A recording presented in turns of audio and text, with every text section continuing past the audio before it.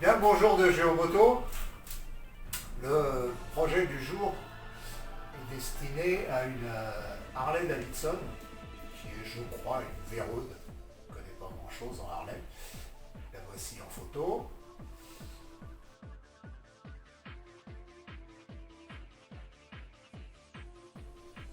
Sur cette Vérode, le propriétaire souhaite installer ces bras de fourche Collins ainsi que la roue avant et les freins radio qui sont en provenance eux d'une, je crois, Ducati Multistrada.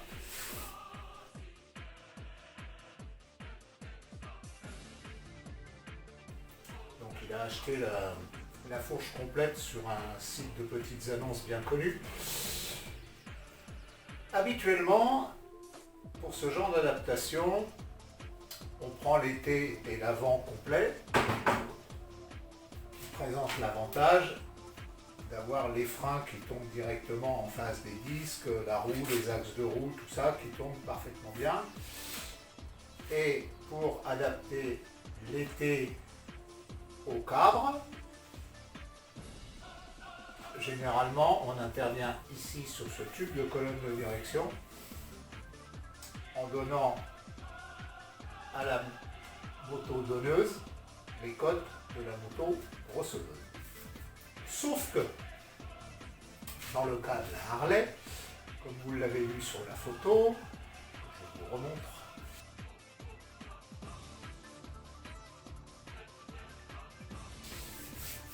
la fourche est extrêmement inclinée. Et pour compenser la chasse énorme donnée par cette inclinaison, on voit ici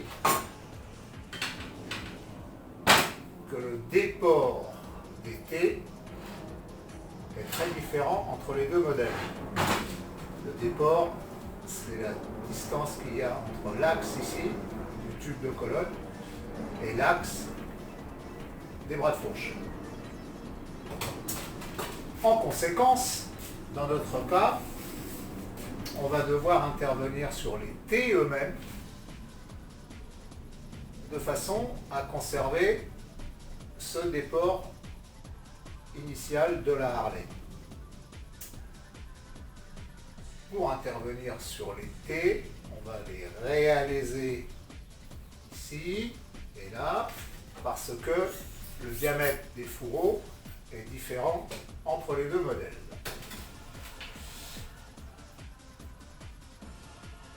Au passage,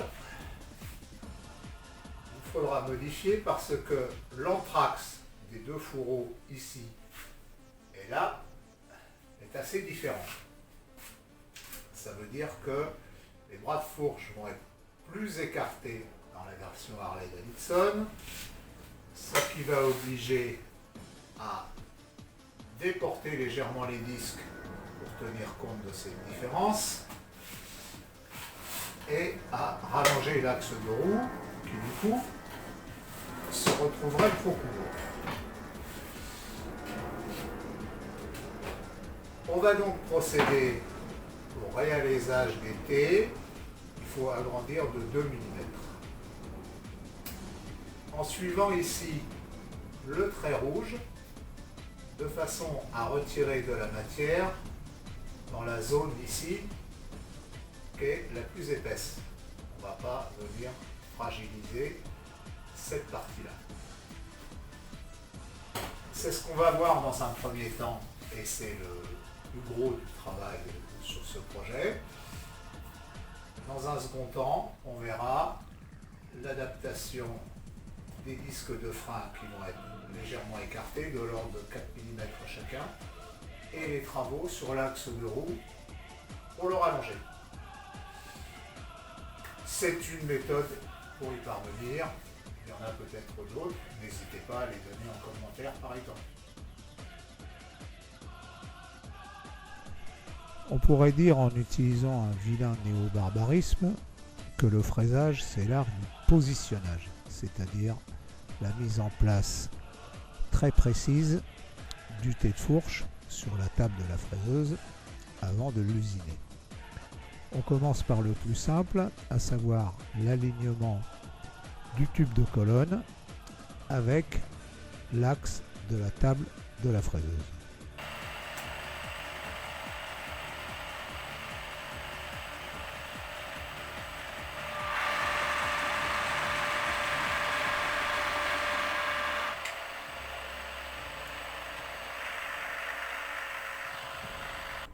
Alignement suivant, que les axes des passages des bras de fourche soient à la même distance par rapport à la table, à droite et à gauche.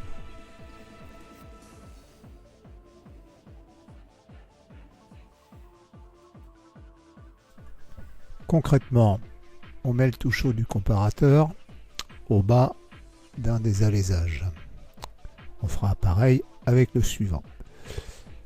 Une fois ce tout chaud en place, on va utiliser le déplacement manuel avant-arrière de la table pour venir chercher le point le plus bas. Et on règle le zéro une fois ce point le plus bas trouvé.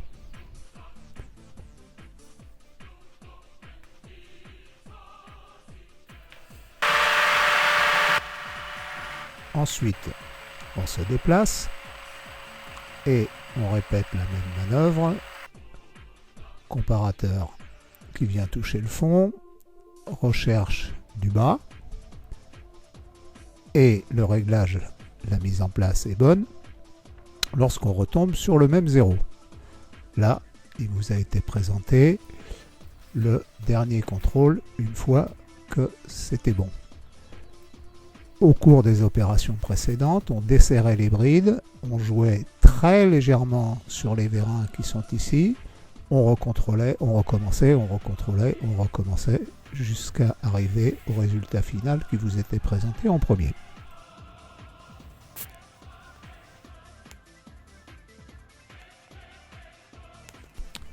Une ligne importante dont on a parlé dans la présentation, l'axe du tube de colonne de direction.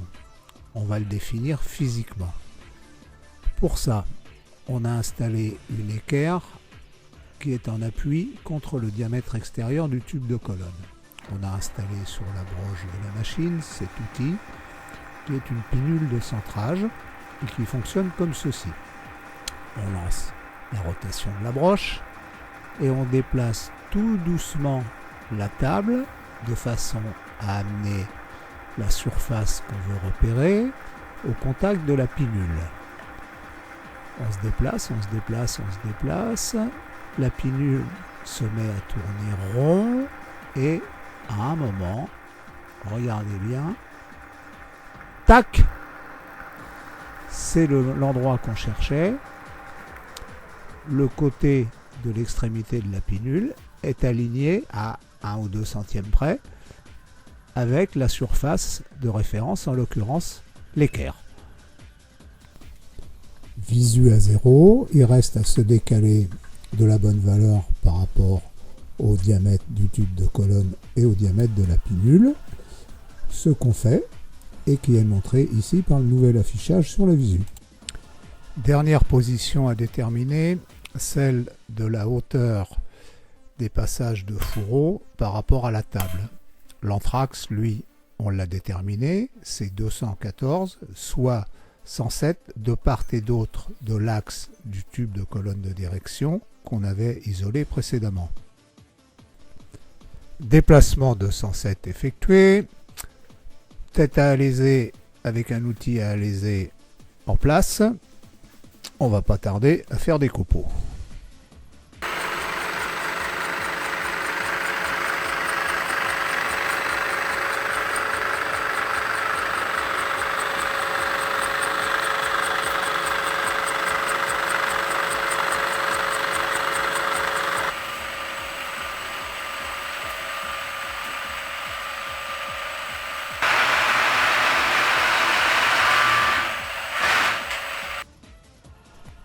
Mesure de la cote, puis prise d'une nouvelle passe en déplaçant l'outil sur la tête à alésé, ce qui, même dans la version condensée qui vous est présentée, est une opération relativement longue.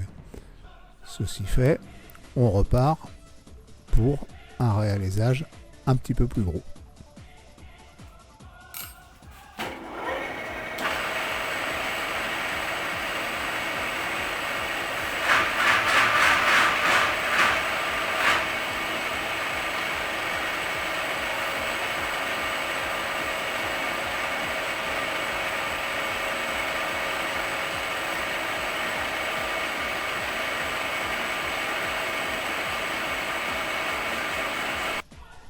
On s'est déplacé de 107 de l'autre côté et c'est reparti pour tout un cycle de prise de cote, de prise de passe, réalisage jusqu'à arriver au diamètre qu'on souhaite par rapport au fourreau de fourche qui doit y venir.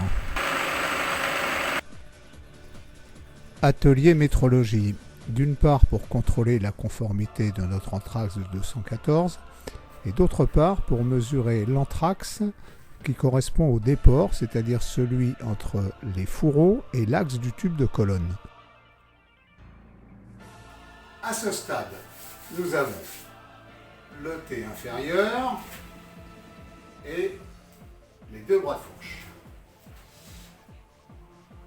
Nous avons agrandi les diamètres de passage ici dans le T inférieur en déportant l'agrandissement vers le centre de la fourche de façon à préserver l'épaisseur de métal ici en privilégiant d'enlever du métal plutôt dans cette zone qui est beaucoup plus épaisse. Ceci a eu pour effet que la distance entre les axes des deux bras de fourche, c'est ici réduite de 2 mm. C'est les 107 et 107 que nous avons vus lors de l'usinage des alaisages.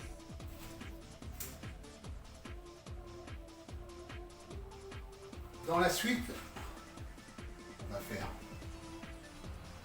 l'alésage du T supérieur en se fondant sur le diamètre qu'on voit ici. Mais il nous faudra respecter notre cote de 214 ici en la faisant sous la forme de 2 fois 107. Et nous aurons également à respecter la cote de déport de la fourche, c'est-à-dire celle qui va de face comme ça, de profil comme ça, de l'axe ici du bras à l'axe ici du tube de colonne. C'est-à-dire entre cet axe et cet axe. Donc dans ce qui suit, on va positionner le T de fourche en s'appuyant sur la seule surface de référence qui est celle-ci. Un peu léger, mais il n'y a rien d'autre d'usiné ici.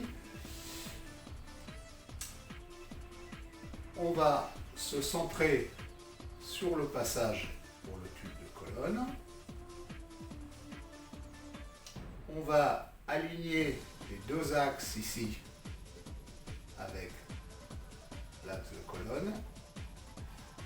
Et ensuite faire nos déplacements avant l'usinage des alaisages en respectant les 107 et 107 ici et dans l'autre sens le même déport entre cet axe et cet axe que celui qu'on a ici et là. Voilà, c'est tout ça qui va suivre. On a dit que le point central était le petit alésage du T supérieur qui vient dans le tube de colonne de direction. Pour pouvoir le déterminer physiquement, on va réaliser autour un centreur qui au passage servira aussi à brider le thé sur la table de la fraiseuse.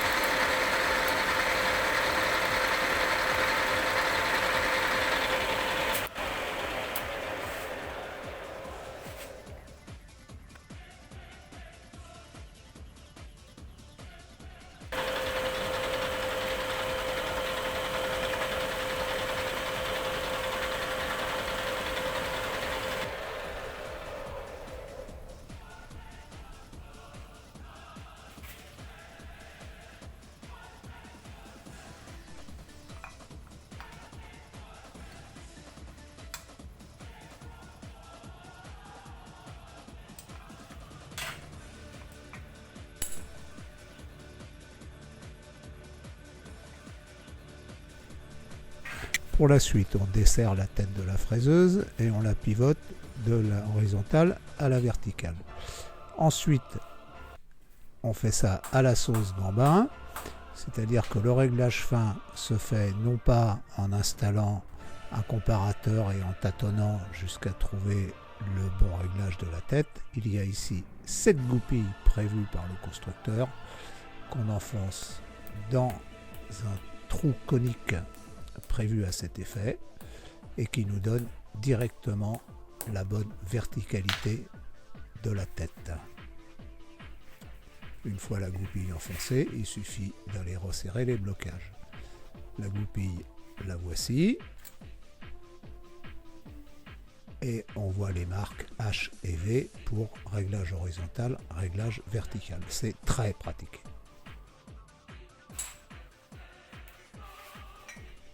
Centreur serré sur le T. Sur la table, une bague récupérée sur un roulement dont on est sûr que les deux faces soient bien parallèles. Ensuite du classique, lardon dans la rainure à T, tige filetée et serrage pour brider le T sur la table.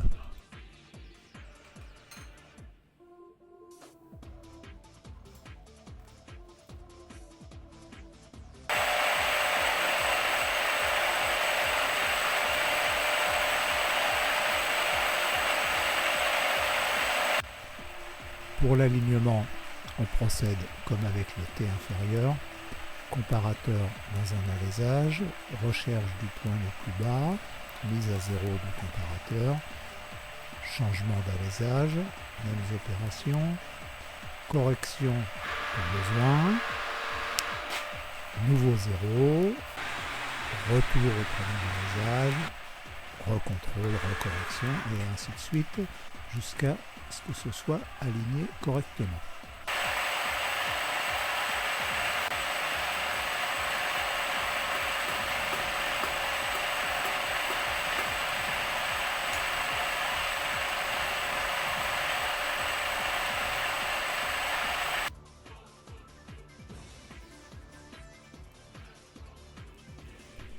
Dernier point de positionnement, le centrage sur le centreur, qui constituera le zéro de référence pour la suite qui seront les usinages.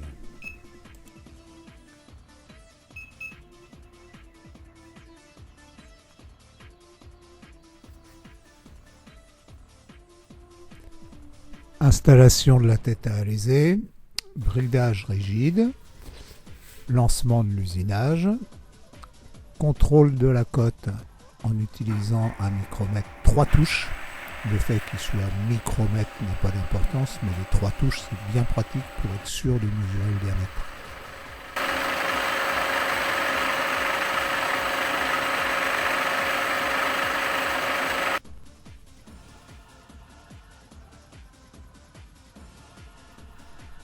On passe à l'autre côté.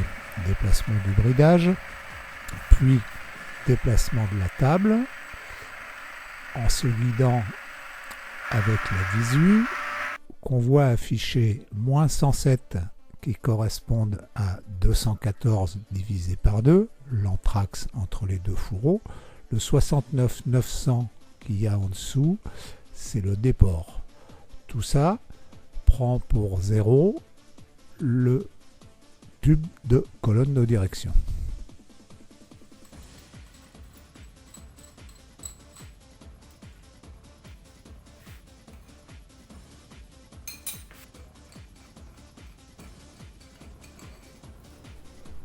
Récupération du T réalisé et essai immédiat en situation sur la fourche.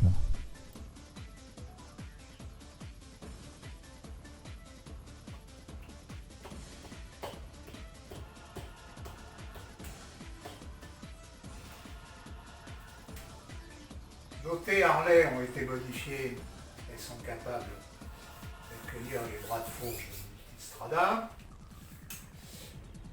Comme on l'a dit, on est passé d'un anthrax Multistrada ici 205 entre les deux bras de fourche à 214 ici. Différence nette du coup qui se retrouve un petit peu partout au moment où on veut installer la roue avant. On va vous présenter ça plus en détail après en faisant des vidéos un peu zoomées. Globalement, on a l'axe de roue qui est trop court. Du coup, l'écrou ne se sert pas.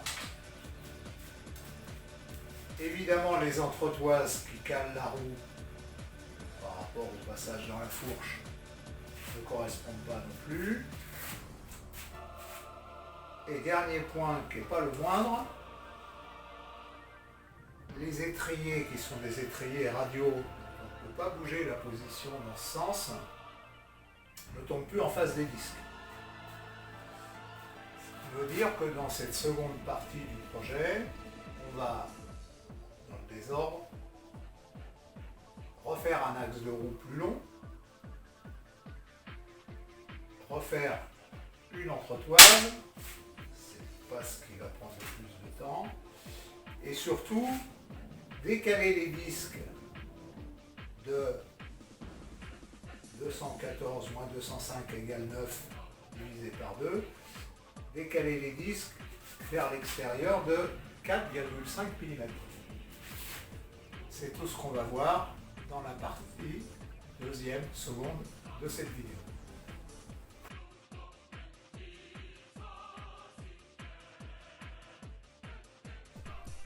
Lorsqu'on serre l'axe de roue, cet épaulement vient s'appuyer contre le roulement et du coup la roue est poussée de l'autre côté.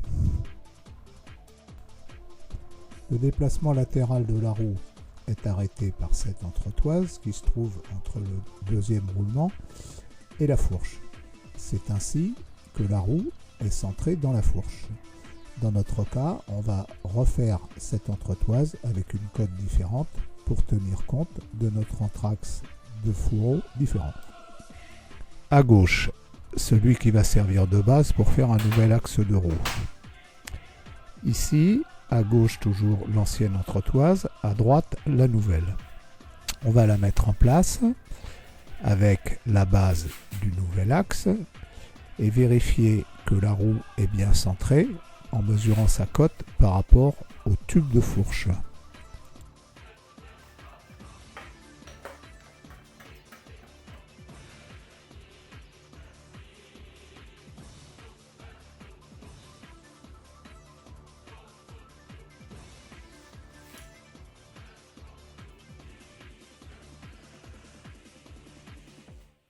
L'axe de bras oscillant récupéré et destiné à devenir un axe de roue va devoir être raccourci, le filetage refait au bon endroit. De l'autre côté, cet axe de bras oscillant est fileté. Or, l'axe d'origine présente à cet endroit-là une partie lisse et cylindrique pour venir se serrer dans la pince du bras de fourche. Il va donc falloir modifier ça, transformer le filetage en cylindre bien lisse, apte à venir être serré par cette pince.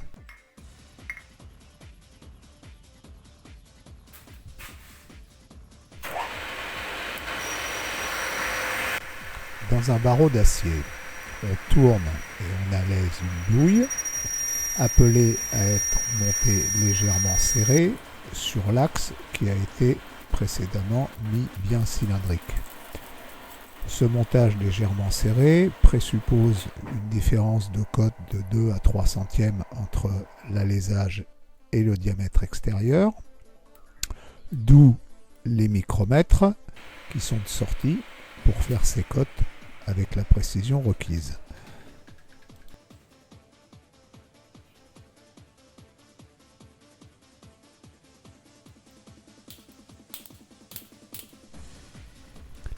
L'axe réusiné et sa douille faite spécialement, avec une différence de diamètre de 3 centièmes. Il va falloir mettre la douille en place sur la grosse extrémité de l'axe réusiné, mais comme on a 3 centièmes de serrage, on va faire le montage.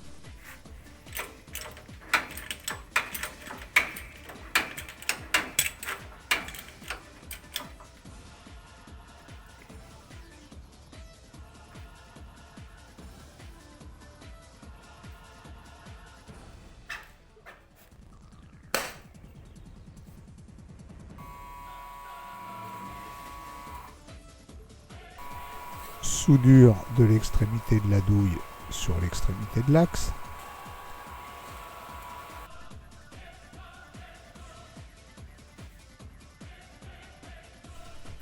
On passe à l'autre côté avec successivement ébauche du raccourcissement,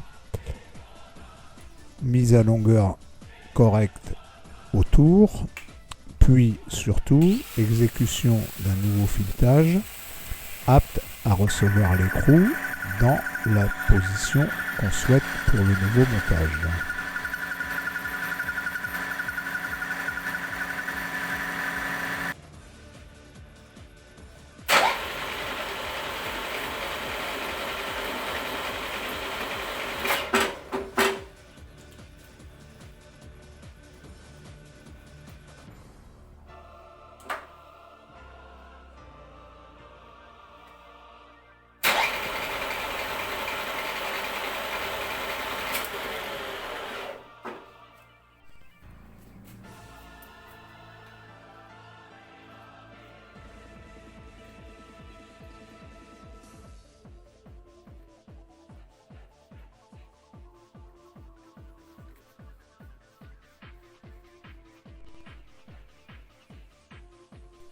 On l'a déjà dit, une fois la roue serrée en place, étrier et disque ne sont pas eux en bonne position.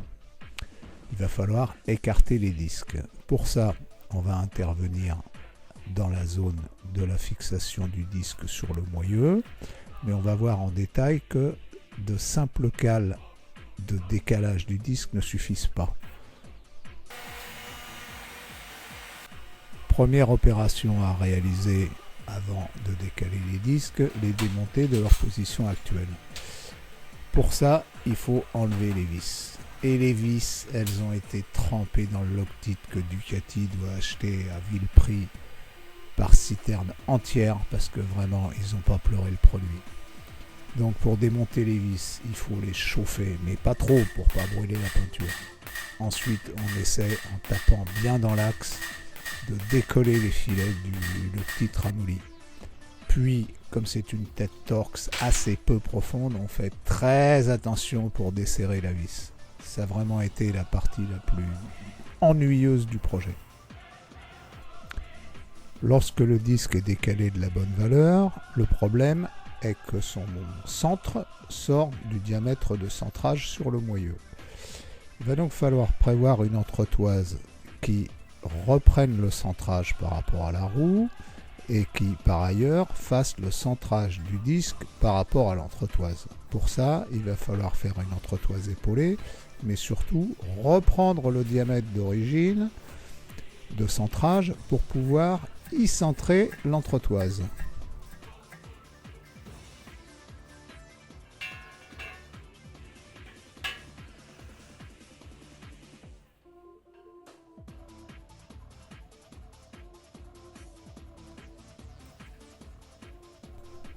Mise en place de la roue sur le tour. Serrage modéré pour commencer. Contrôle de la bonne géométrie du montage. Serrage définitif. Et contrôle de la géométrie après serrage définitif.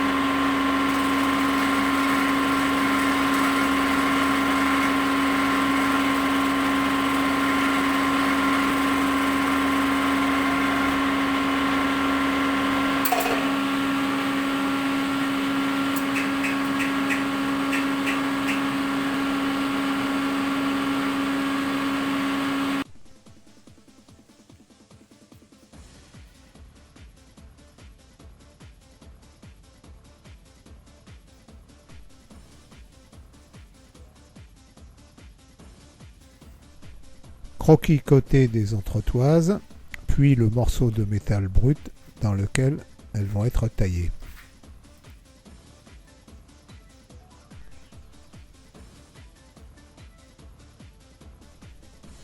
À ce stade sont exécutés au code fini l'alésage, l'épaulement de centrage du disque pour un côté, le diamètre extérieur pour les deux côtés.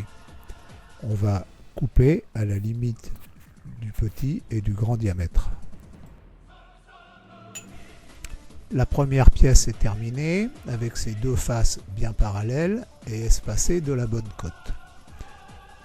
Pour reprendre la seconde et lui mettre les deux faces parallèles et la bonne cote, on va caler en utilisant le comparateur qu'on voit à gauche de l'image et en prenant cette surface en référence dont on sait qu'elle est bonne par rapport notamment à l'alésage.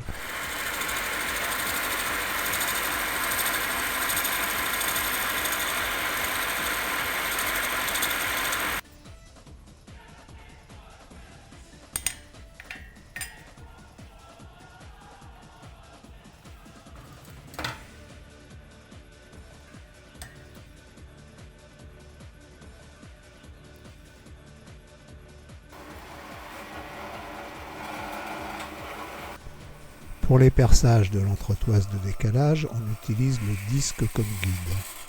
Pour ça, il est posé sur la pièce à percer. On fait un premier trou en passant à travers le disque.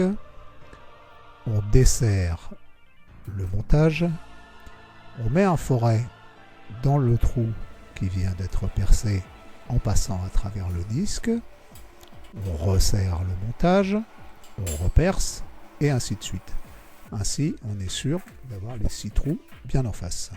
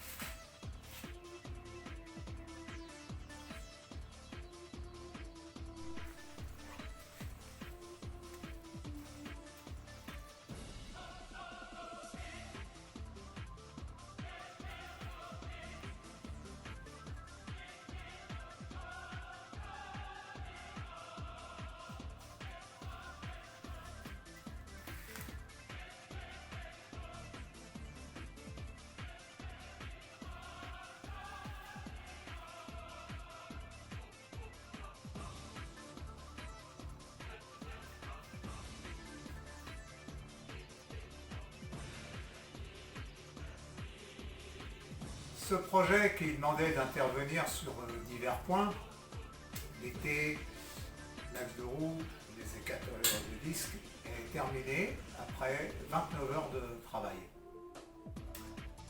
Du coup, la vidéo qui en a été tirée est un peu longue et c'est une raison supplémentaire de vous remercier d'être resté jusque-là. Rassurez-vous, c'est terminé. Donc, pour reprendre encore une formule rituelle, à bientôt pour un nouveau mouvement.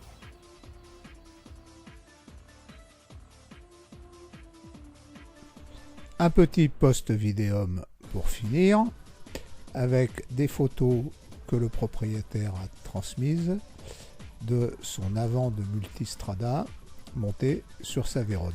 Aux dernières nouvelles, il en est très content.